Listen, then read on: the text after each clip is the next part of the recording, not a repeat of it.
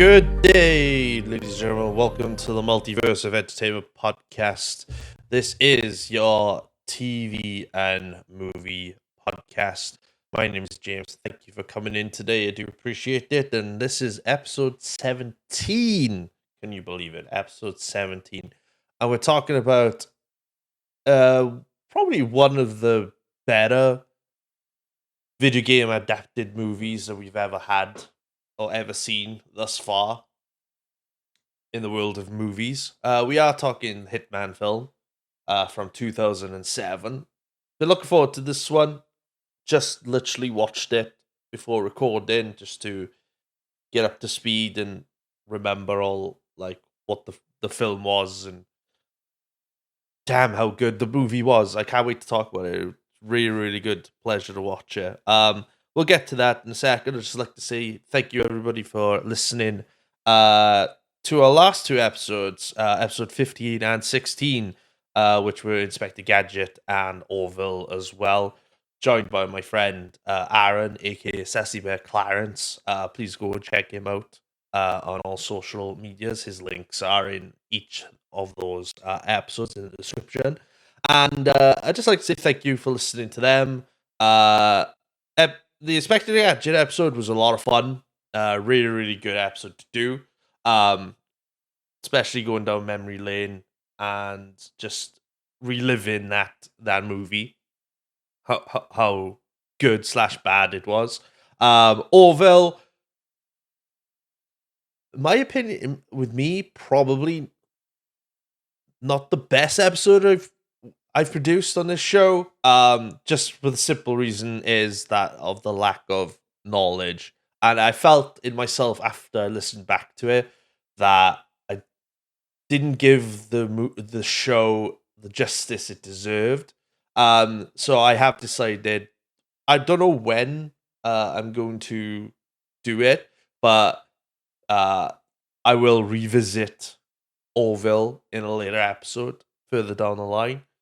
Just to give it that justice, because I felt like there's a bit more meat on that bone of that show, and like not saying that Aaron or myself didn't know what we were talking about. Aaron knew a little bit more than I did about the show, and he pretty much carried me through that, which I was really happy with. But for myself, it's like I need to do that.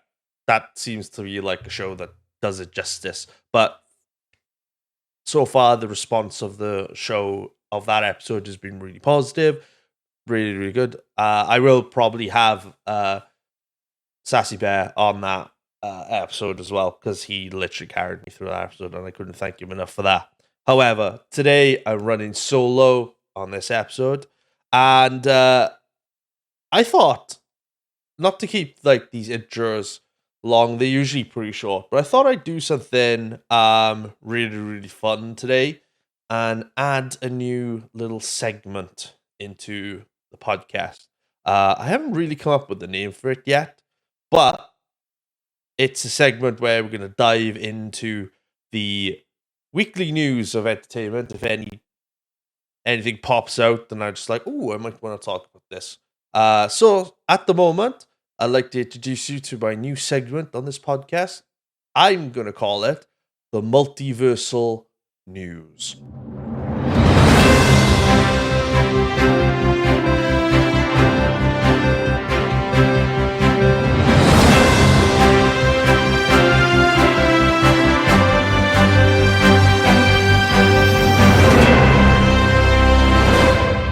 Hey, I quite like that jingle. That's actually pretty cool.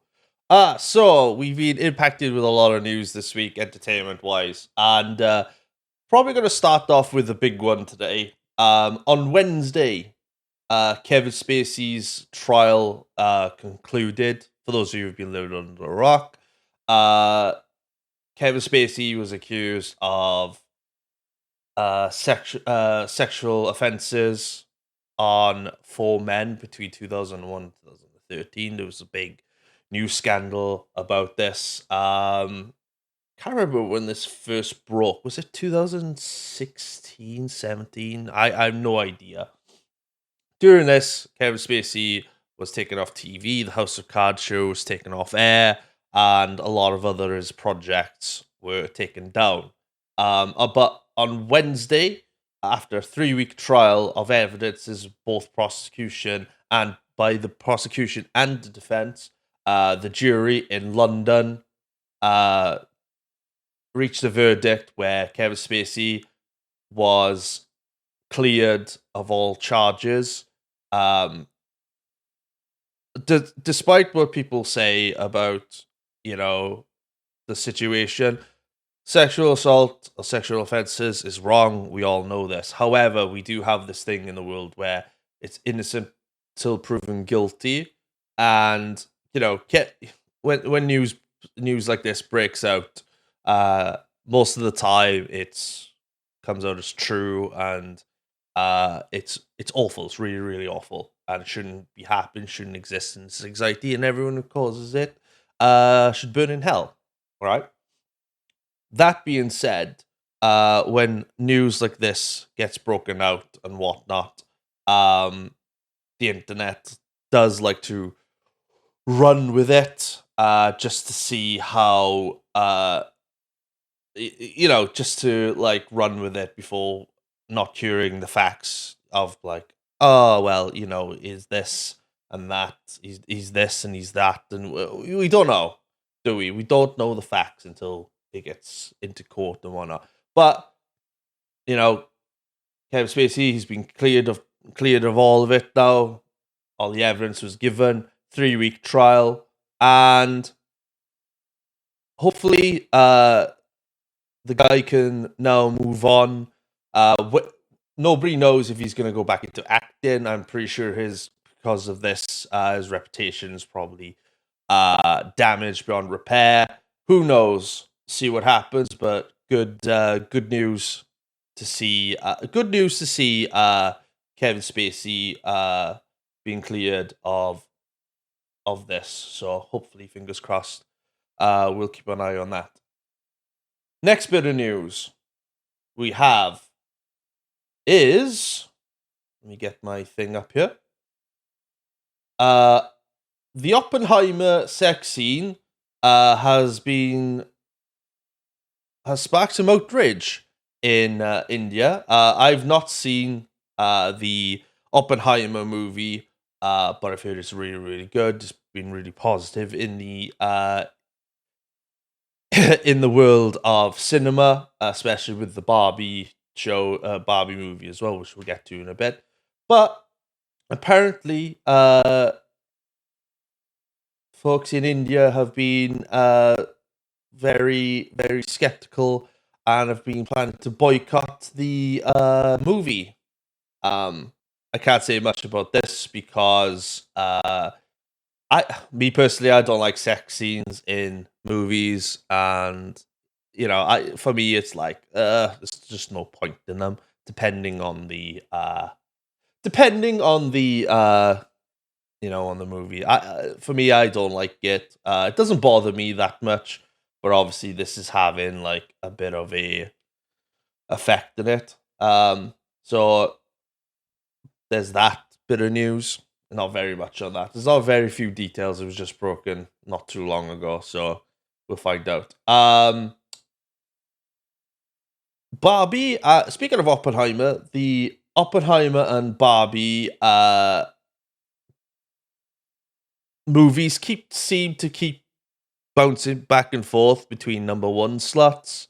Or Barbenheimer, as it's called now. For me, I can't wait to see Oppenheimer. I'm looking forward to seeing Oppenheimer. However, the Barbie movie, not too sure. Initially, I said no, but then the reviews have been coming out for it recently, and it sounds really, really sounds like a fascinating movie to watch. So I might wait for that to come out on Amazon Prime or something to watch it. I probably won't go and pay money to see it, but I'll wait for that to come out. But I am looking forward to Oppenheimer, and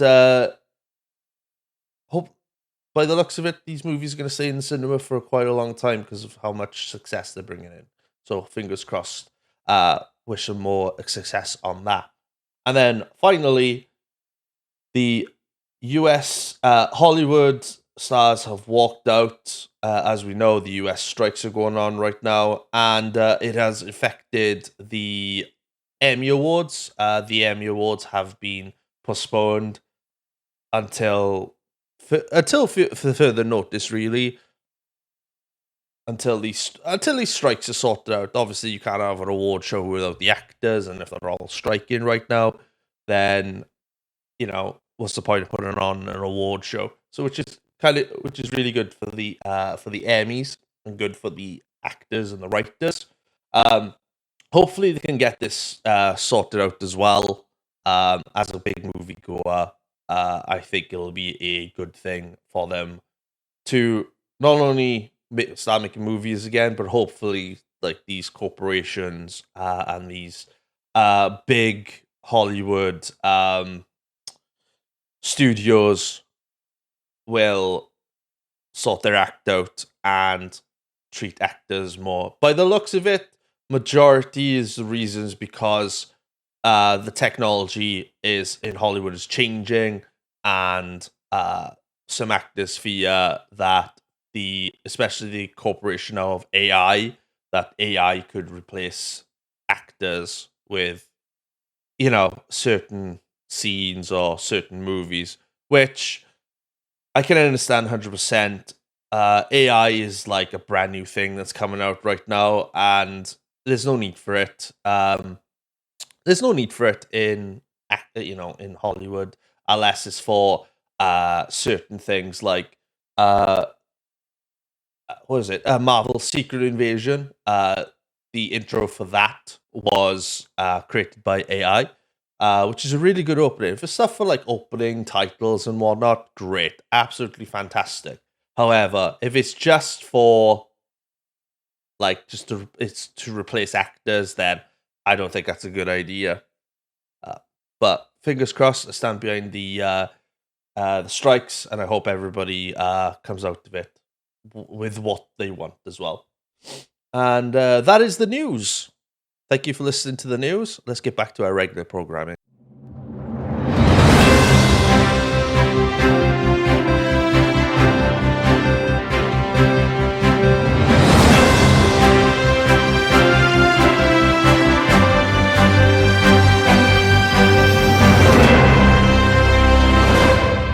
And that was the multiversal news. I hope you liked that segment. I don't know if I'm going to do it every episode, but it's something new I wanted to try. So if it's not good, then I'll scrap it. But trial and error. Let's go and do it. So what have I been watching recently? So Secret Invasion, the latest Marvel Studios TV show to be released for Phase 5, ended on Wednesday. And safe to say, it was a really good start. I really, really enjoyed it. However, the last episode kind of like it kind of lacked in the last episode. Because the first 3 episodes were like an hour long, and then the last 3 were like 30 to 40 minutes long, and it depicts what Nick Fury was going through, which you kind of sympathized with him. But towards the end, it was kind of like it could have been better. Overall, the show was really good. I did enjoy the show, but at the end, I was kind of like, we could have used like Captain Marvel. In my opinion, we could have used Captain Marvel here. We could have used somebody else, some sort of Avenger, maybe to help out. But clearly, they didn't need it. But they have come out and said that the Marvels, which, by the way, the new trailer was released over the weekend at San Diego Comic-Con. The movie looks great. I can't wait to see the Marvels when that comes out later on this year. Um, but apparently, Marvel have come out and said that the Marvels movie will act as like a sequel to not only Captain Marvel and Miss Marvel, but the sequel to Secret Invasion, which is it kind of makes sense in a way, but if it's a sequel for if the Marvels movie is a sequel to Secret Invasion, then maybe having some sort of interaction with um, Captain Marvel and all the characters in that. But hey ho, I'm just a fan, and I overall overall the show was really good, but it could have been better. And then what else have we been watching? I've been going through The Simpsons recently, and I don't know why I've been watching The Simpsons. I'm not even doing a Simpsons like episode yet. Have I done a Simpsons episode yet? I can't remember. I probably have, or I might not have actually. But yeah, I think that's just The Simpsons. I will be going through the old Star Wars Clone Wars TV show because spoiler alert, that is next week's episode. I'm going to try and find the Page Master as well to watch that and get ready for that podcast in 2 weeks' time. And then I'm going to start watching Family Guy Season 1 because Family Guy Season 1 is episode 20, which I can't wait to see. So that's what I've been doing, movie and TV shows wise. And I think I've talked enough now. I think we're 17 minutes into the intro of this damn episode. So without further ado, let's get into why we're all here, which is we are talking about the Hitman movie, which was released in 3 areas in different times. It was released in the US on November 21st, 2007, November 30th in the UK, 2007, and December 26th, Boxing Day, in France in 2007 as well. Let's listen in and enjoy the episode.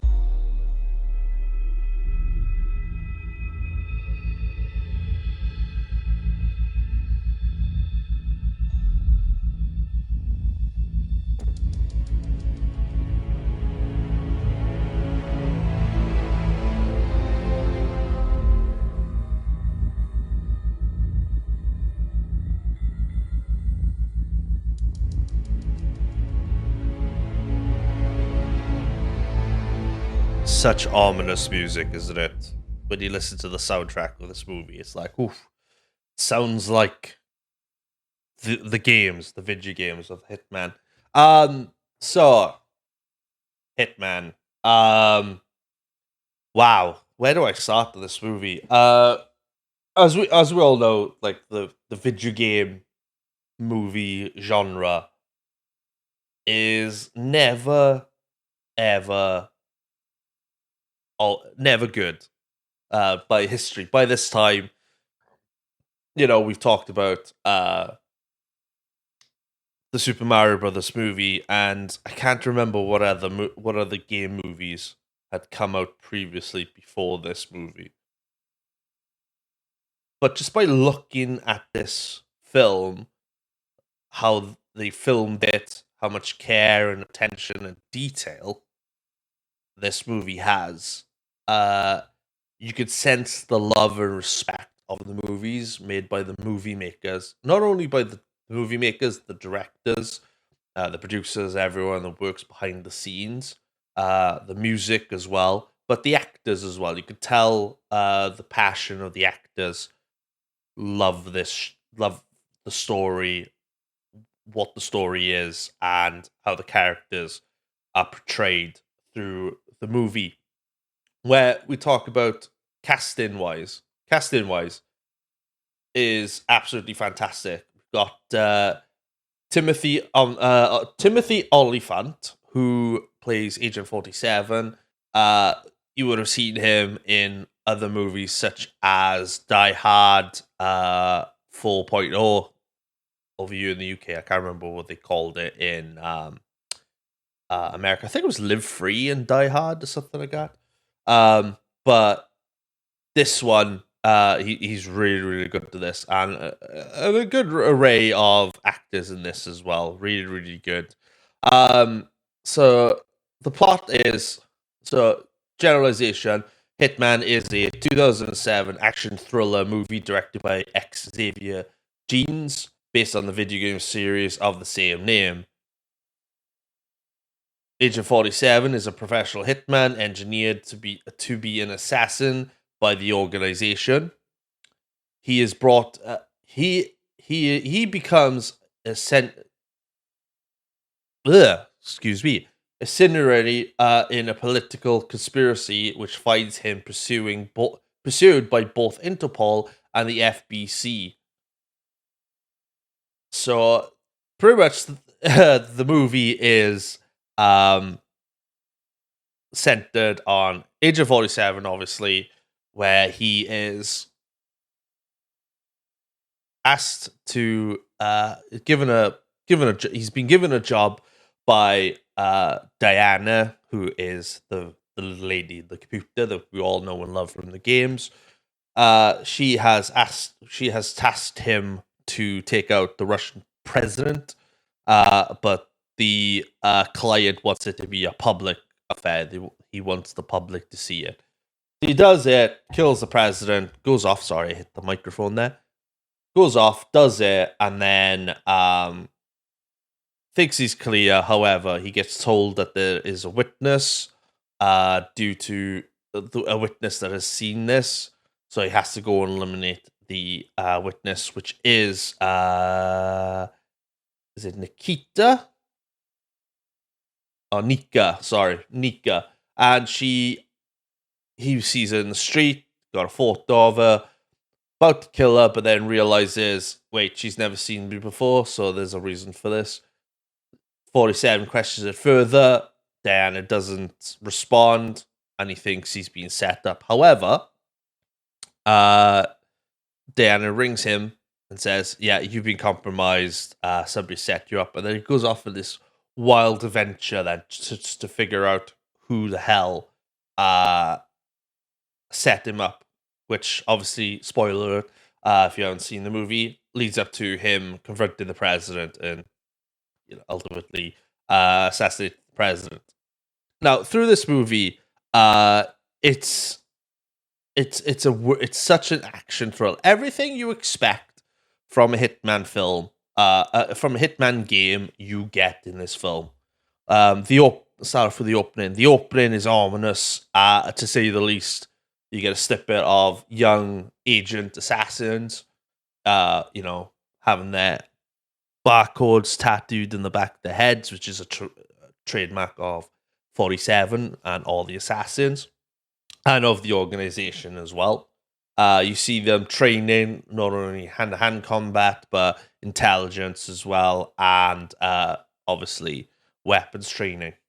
We go to that, and then we end up in a house of Inspector Mike Witter, who is the inspector in Interpol, who's been tracking down 47 for 3 years by this movie's linear time, which is actually really, really, really fun because this guy really wants him.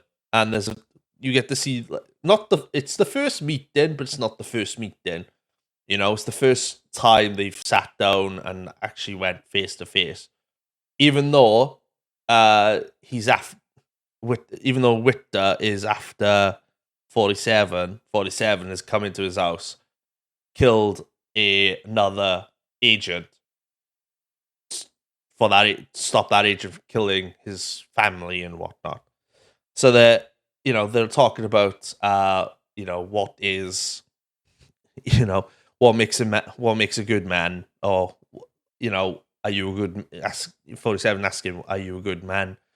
Depends, because how does a good man decide to kill? And then they go off on this event. They go off on this story, which is 3 months prior to this first scene. Timothy Olyphant kills this role. He's obviously done his he's done his work. He has done his research, and he plays the character very, very well. I'm not too sure if he's actually played the games, but the way he acts in this movie and the way he portrays 47 is actually really, really good. It's down to the T. Every detail of it is spot on, down to the suit, the gloves, the weaponry, his movements, his mannerisms, just everything really that 47 likes to do or does in the video games. They bring that out in him. Excuse me, we'll have a drink of water. Lovely.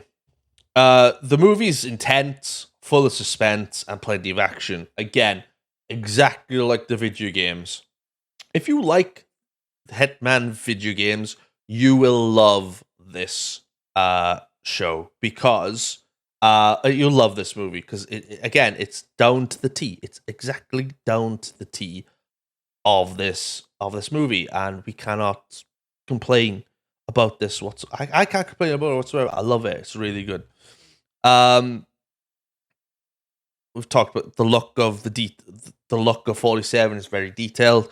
You can see like the inner struggle as well of 47, which I think is not touched on that much in the video game, but you know it's there, and they touch on it quite a bit during this film, which is really, really, really, really good to see because it kind of humanizes. It's very easy to turn a character like 47 and make him just like robotic and, you know, 2-dimensional, but they properly give him like that sense of, you know, inner struggle to see like what the girl's gone through, which is compared to what he went through as a kid to get to where he is today. It's really, really very fascinating. The movie is true to the game exactly, and the scene where he's being chased by the Russian army or Russian police SWAT team, he falls through that bay window, and he and you see the two gamers gaming along like that, and they just look, and in the background you see them playing the Hitman game. And 47 just gives him that look, is like, huh, and then walks away. It's classic. It's really, really good. Lots of care and attention with this movie. The fight scenes are amazing. Really, really good fun. Especially the combat ones with the other agents at the train station. Where they're all pointing their guns at each other, and 47's like, should we die with honor or die with dignity? And they all agree, put their guns down, empty their clips, and then just grab the classic Hitman twin blades. Start fighting. That's really cool. And the gunfight with Molokov's brother in that little outing as well, which is really, really good. True to the game, really, really good action scenes.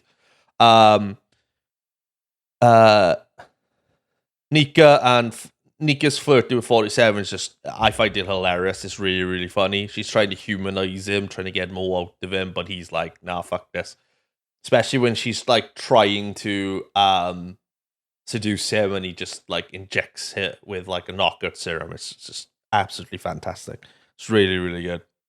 And like, it's classic as well with the Russian invasion of like Interpol trying to figure out like what he is, and the Russians are covering up, and you know, all the classic like Russians are on our side, but they're not. They keep it secrets and whatnot. Excuse me. And it's a class film. It's like it's really, really good. I can't stress it enough. This movie isn't that long either. This movie is about an hour and a half long. An hour and 32 minutes max, 92 minutes altogether. And it's a lot of fun. A lot of shit goes on, but it doesn't feel like it's rushed. It's at a steady pace all the way through. And this movie doesn't have a lot of a big budget either. This movie was given $24 million as a budget to make this film. And in the box office, it made four times that. It's $101.3 million out of the box office, and that is incredible. That's probably I probably say, well, I would like to say that one of the top five video game movies to produce that, and that's for itself, it's incredible. Um, yeah, like I said, and this was co-produced as well by three different countries as well. Internationally co-produced by France, the US, and the UK, and it was released by 20th Century Fox. Hence why in the intro you heard me there was three different release dates. But the film received negative reviews by critics who criticized its plot, and but they praised OnlyFans' performance despite the movie's box office success. But what do they know, eh? There was a sequel due to come with it, but then it was cancelled because of the negative reputation. But the film, there was another film reboot. There was a reboot of the film produced in 2015 called Hitman Agent 47, which again was another good film, which we'll talk about another day. But yeah, they've got the characters down. 47 and Diana's in it, really, really good. All the tech, the computer, just literally everything is down to a T, and they properly portray the assassin of 47 in this movie really well. Treated with respect. They treated with respect. Obviously, I guess Eidos would have had like a hand in them talking about what they wanted to do as well, so they worked really closely with the studio. But just by the look of it, if you haven't seen it before, go and check it out. It's really, really good fun. And yeah, I don't really know what else to say about it. If you've never seen this film, go and watch it. It's really, really good. I would say it's a really good film. Most people will say it's not a good film. I think it's one of the better video game movies out there right now. So, with that being said, go and check it out. I don't think there's much else to say about it. Comment below what you think of this film, what your thoughts and your memories of this movie is. And yeah, I think that's about it. Give it a rating out of 47, traditionally. I give it a 45. 45, yeah. Really good. I don't like to give it like the full 10 out of 10, but 45 out of 47 is really, really good. So, and the music adds to it as well. Makes it really good. One of the better video game films of all time, definitely. Right, okay, let's end this podcast then and play some music, and we'll get out of here.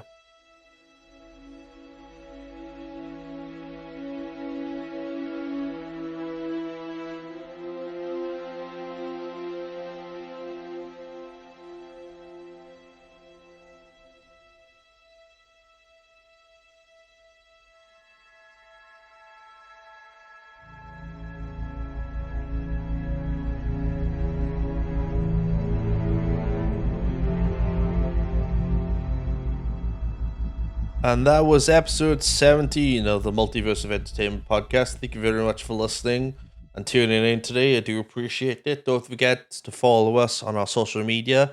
Follow us on Instagram at the Multiverse of Entertainment Pod.